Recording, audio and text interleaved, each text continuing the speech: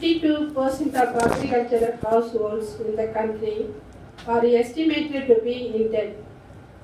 60% of India lives in farm households. The country has 90.2 million agricultural households, which consists 58% of total population. 45 farmers commit suicide every day in India. Every day, 3 to 4 farmers end their lives in different parts of the state due to extreme distress in Telangana. Number of farmers in India has decreased by 8.6 million in the past 10 years. 76% farmers want to give up farming.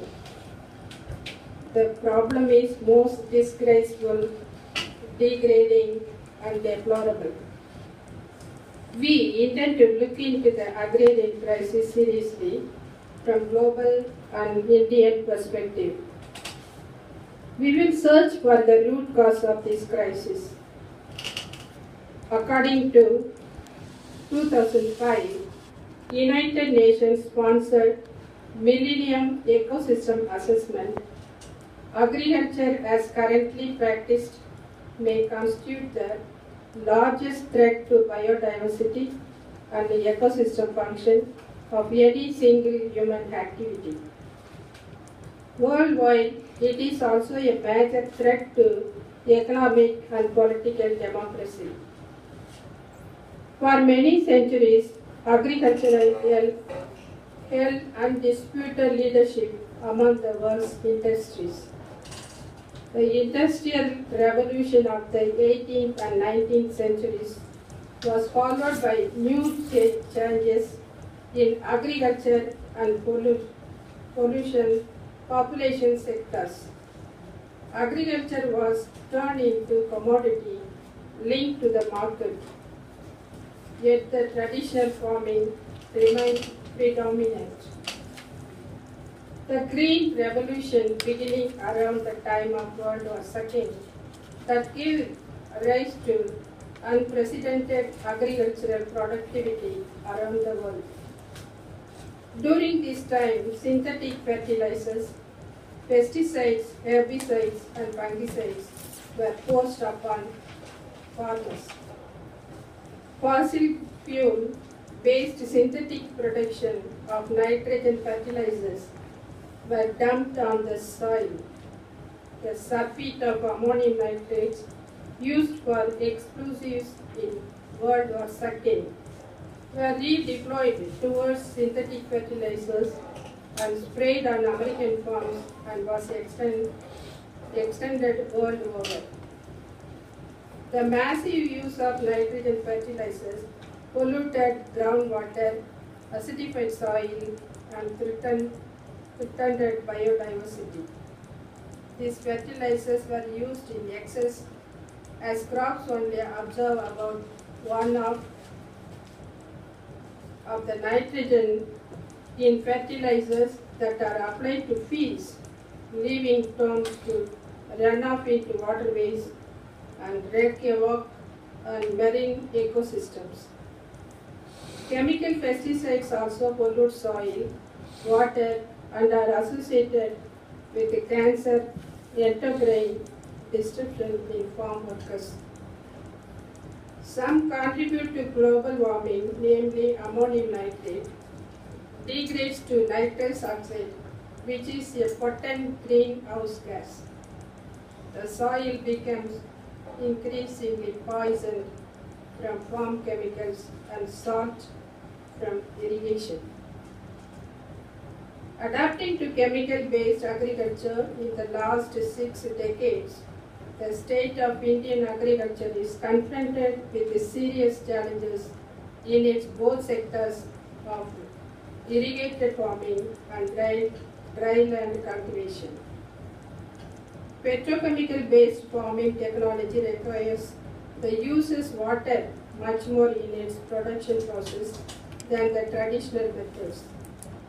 the chemical technology adversely affects the soil health, creates micronutrient deficiencies, aeration problem, and nitrate pollution.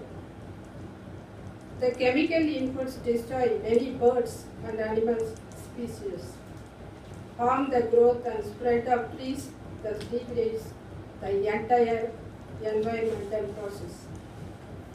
The cost of inputs like fertilizers, pesticides, herbicides, and hybrid seeds has increased enormously. Agriculture is no more profitable due to the fall in the price of farm products. The suicide of farmers is triggered when agriculture is not yielding remunerative income. And the life of farmers become very desperate. Many of them commit suicide as the last resort. There is one suicide every half an hour, and 2,300 farmers quit agriculture every day. FAO estimates that 850 million hungry people in the world. Food will go only to those who have the paying capacity. Article 25 of the Universal Declaration of Human Rights, adopted by the UN General Assembly on December 10, 1948, says everyone has the right to a standard of living adequate for the health and well-being of himself and his family, including food.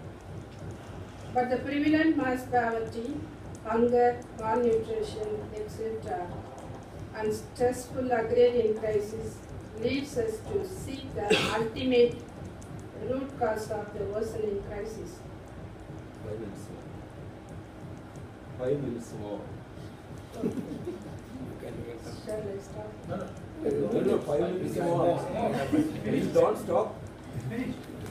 After the termination of World War II in 1945, the main war-torn areas like the whole continents of Europe and Asia and the entire Middle East and parts of Africa, where agriculture structures are being seriously damaged, needed financial and technical help.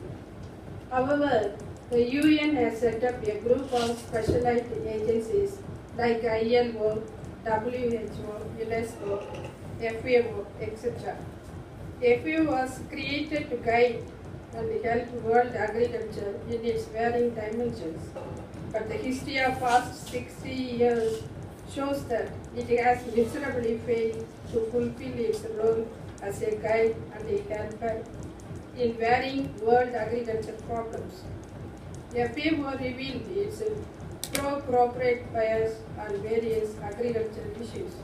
It stands for corporate governance, which stands for capital growth and the maximization of profit.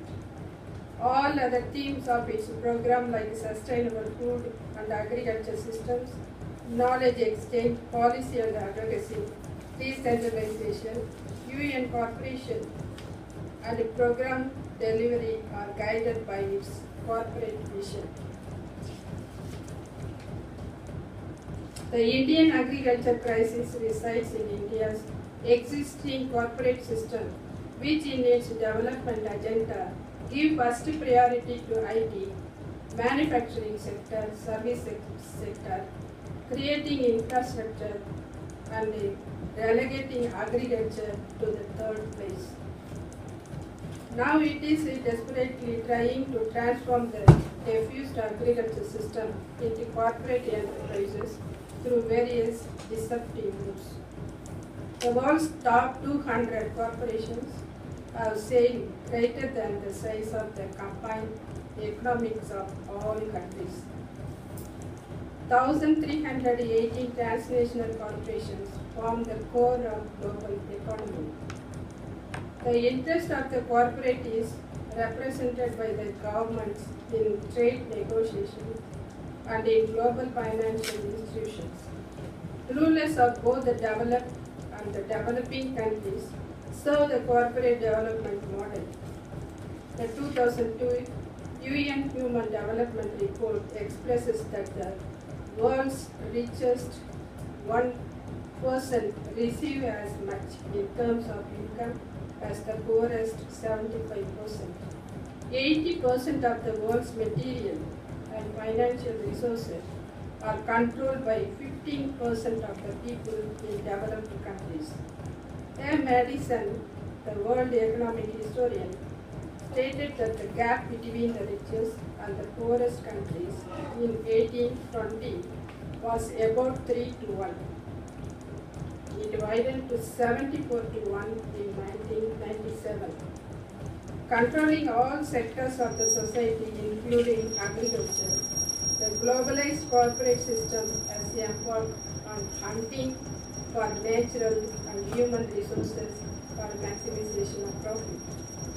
In collaboration with them, the super rich Indians own wealth of rupees 49 lakh crore rupees, which is equivalent to about 70% of India's total economy. According to the 1994 Financial War Committee report, Mafia is running a parallel government in the country. Our political process is being managed by politician mafia, gang-ups, power brokers, corporate, extra-constitutional centers, power abusers, caste from religious fanatics, owners of money and muscle power. Madam, time up, but you can sum up. Not sum up, I am going to conclude it. Okay. Don't threaten me.